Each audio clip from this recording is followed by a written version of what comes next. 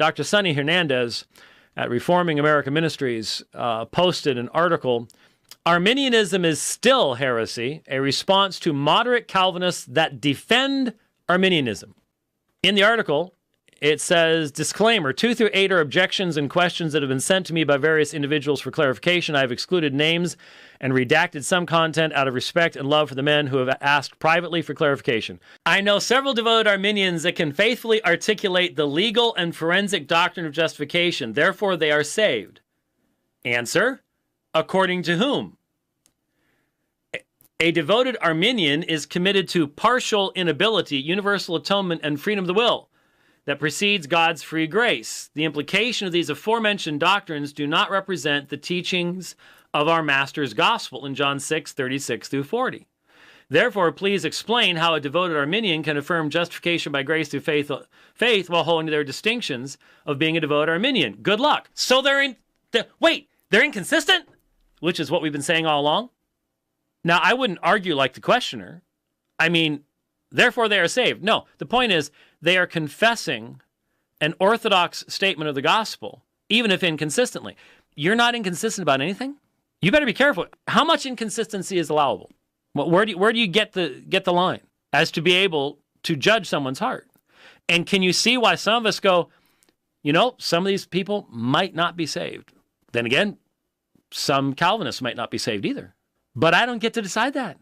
I can't see into people's hearts. I can't draw that line. I have to draw the line where Scripture draws that line. Galatians chapter 2. You want to add to the work of Christ? You want to say you have to do this before Christ can be saved? You got to, all the stuff that they were doing there. You want to do what Rome does with the sacramental system? Justification. Yeah, it's a dividing line that we can't avoid. No question about it. But it seems like you're saying, yeah, but that's not enough. Okay, give me an example where the apostles went beyond that. I mean, I can with incarnation, person of Jesus, stuff like that. Where with particular redemption, which I believe in, which I preach. It's beautiful. It's biblical.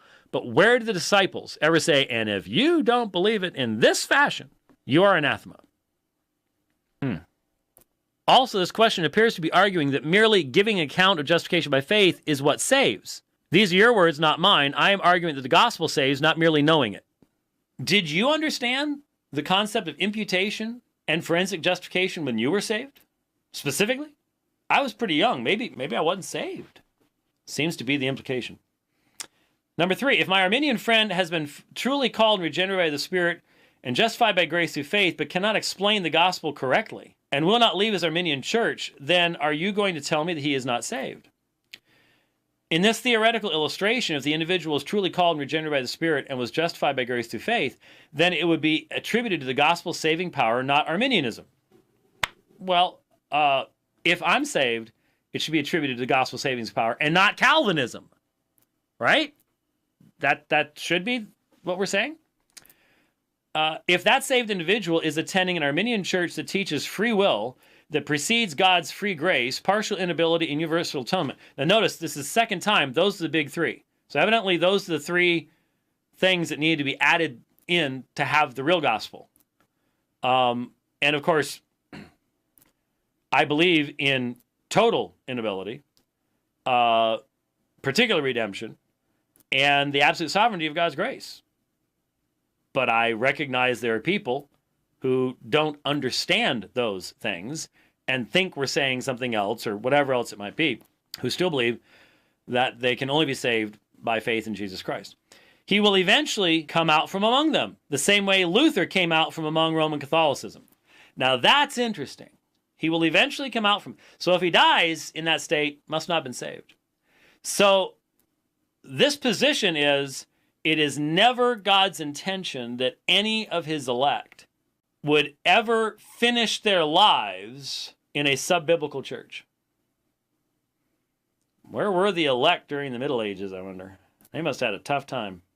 So we can actually assert that even though God may have allowed us to live many years before our coming to recognize the truthfulness of the doctrines of grace, and God did it at his time and in his way, we can actually say, but he must do it, right?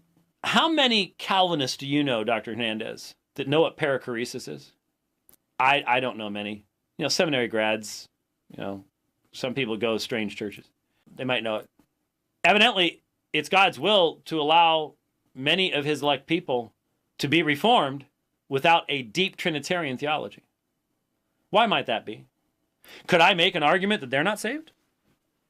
I mean, it would seem to me to be just as central to the faith to have a deep Trinitarian theology and not a shallow one or even an inconsistent one. Have you ever met a Reformed person that was functionally modalistic? They lost? Was their Calvinism enough to overcome their functional modalism? And that Luther thing, that was a process. Now, don't get upset, Dr. Luther. I think I speak for all of us when I say that we're all deeply in your debt. After all, today is the day when you set us free from the shackles of Rome so we could follow your example. By quitting our church bodies and starting a new one the second we don't like the cut of someone's theological jib. That's not what I did. I got kicked out. Same difference. That was a process. And also the same way the Bible commands those who are truly regenerate. 2 Corinthians 6:17. Remember, the sheep hear his voice and will follow him. Yes, they do. So what you're saying is you always know exactly what the shepherd's going to say to the sheep and what time he's going to do it. That seems to be what you're implying. Okay? I believe Arminianism is wrong. However, I do not believe it is a false gospel it cannot save. I think it is wrong to argue that Arminianism is a false gospel. If you posit Arminianism is not a false gospel it cannot save, then I would like to know, according to whom? You? Please explain how one person in the Bible that was saved was so because of their free will. Please demonstrate, well, wait a minute, play the devil's advocate here. The Arminian doesn't say they're saved because of their free will. They say their free will is absolutely vitally important to the demonstration of God's justice, but they don't say they're saved because of their free will. I mean, if you're going to represent the other side, at least represent it accurately. Please demonstrate from the Bible where someone proclaimed that election to salvation is a condition of foreseen faith. The person said, I believe Arminianism is wrong. So why are you asking them to show from the Bible where Arminianism is true? You're not actually answering the question. Please explain exegetically how Christ died literally for all without exception, including those whom his Father consigned to hell. Again, Arminianism is a gospel that cannot save, nor has it ever saved anyone. This is why I witness to Arminians. The efficacious, true gospel can save Arminians and deliver them from their false gospel. Now, once you start using this type of language, then you're saying the Arminian is no different than the Roman Catholic. And that means you are, whether you recognize it or not, elevating the conclusions of sound biblical reasoning, they are conclusions of sound biblical reasoning, to the same level as the essential definitions of the gospel in 1 Corinthians chapter 15. So Paul did not give us a sufficiently broad definition of the gospel. Why not? That was misleading. Because it sounds like when Paul listed for us what the gospel was in 1 Corinthians chapter 15, that he did not go nearly far enough to explain to us what really needs to be there.